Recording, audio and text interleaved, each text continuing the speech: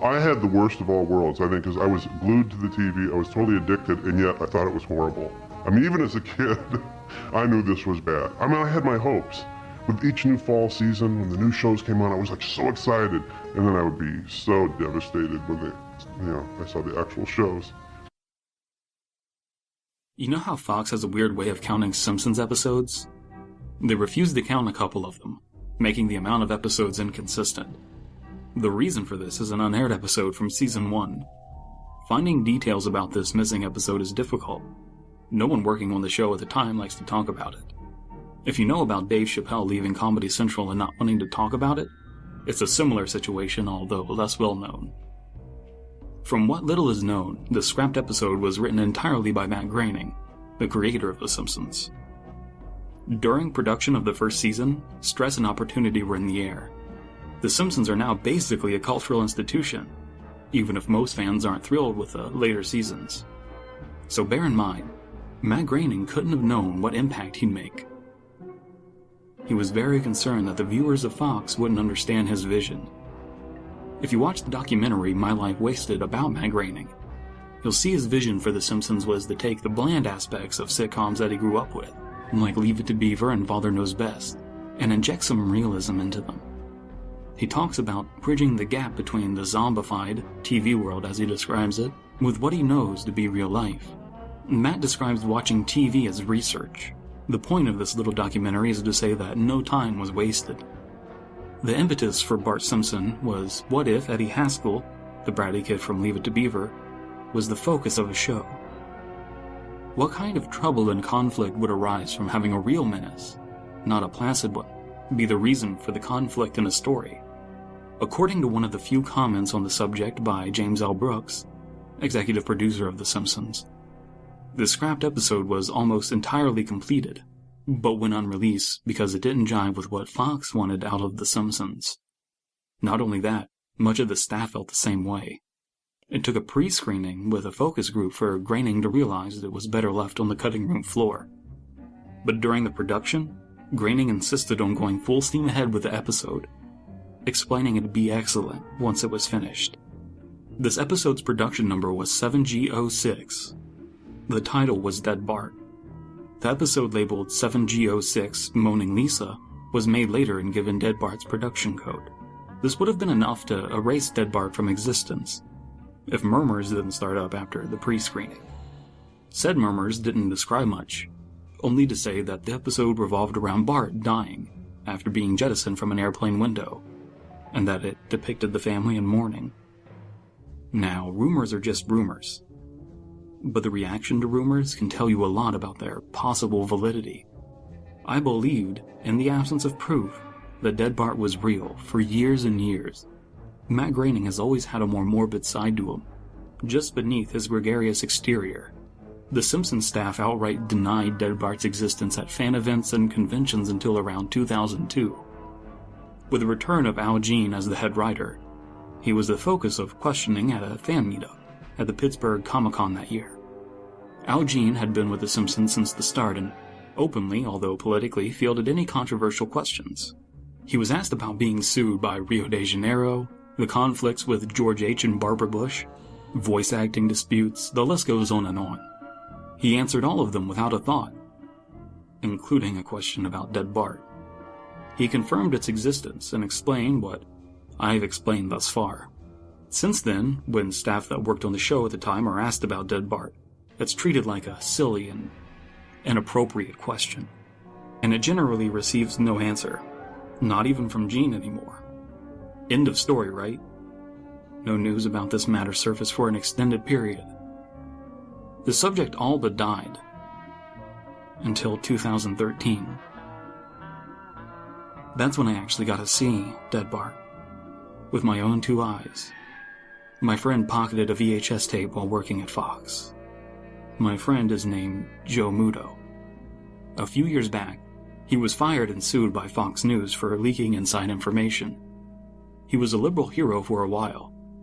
His victory trophy was a copy of Dead Bart. It was being housed at the Fox News archives. It was the only episode of The Simpsons there, and as far as Joe knows, it was the only copy Fox had. There were about 20 of us, drunk in Joe's studio apartment, celebrating his victory over Fox News and getting ready to watch the special episode of The Simpsons for the first time.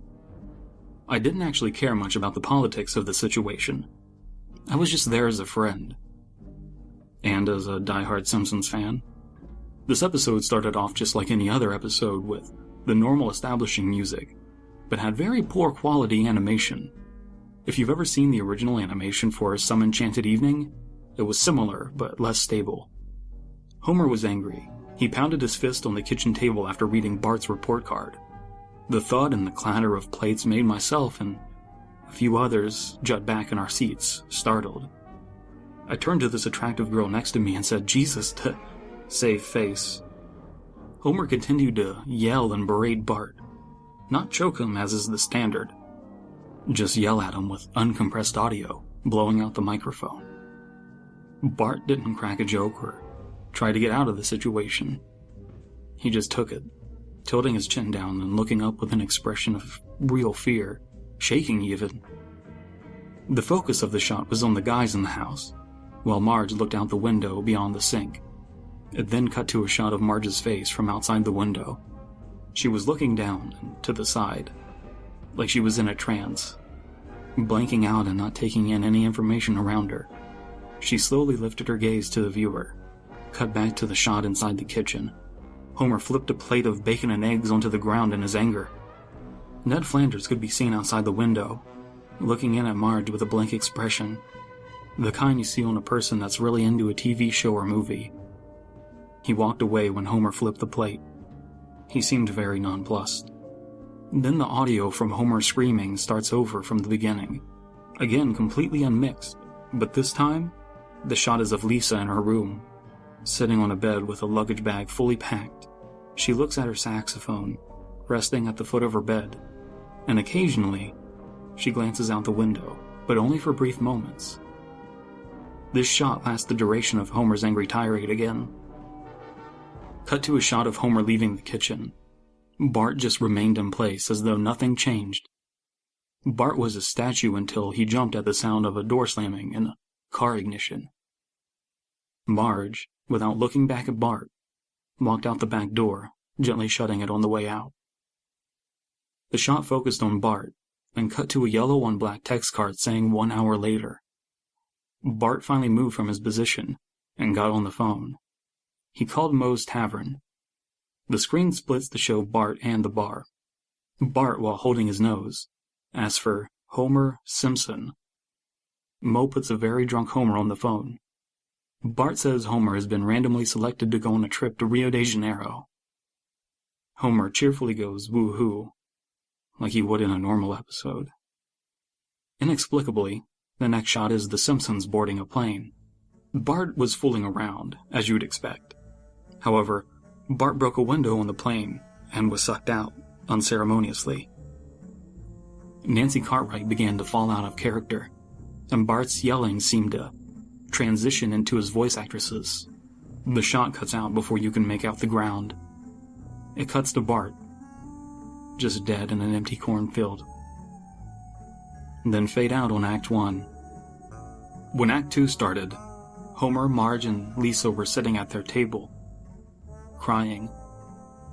The crying went on, and it got more pained.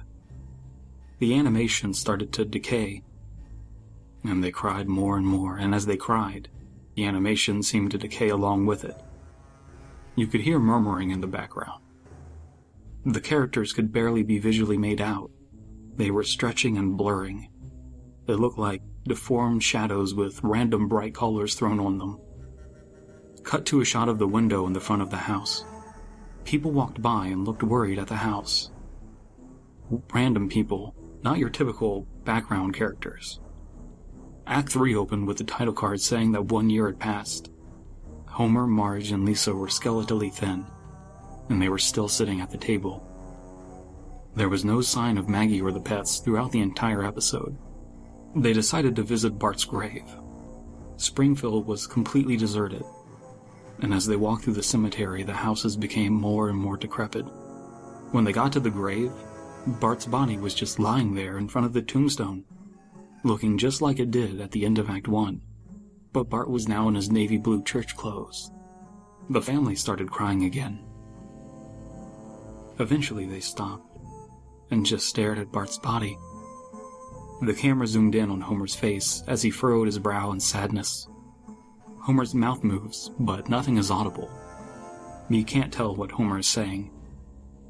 The view zooms out as the episode came to a close. The tombstone in the background had the names of every Simpsons guest star on them. Many that no one had heard of in 1989. Most that hadn't been on the show yet. Some still haven't.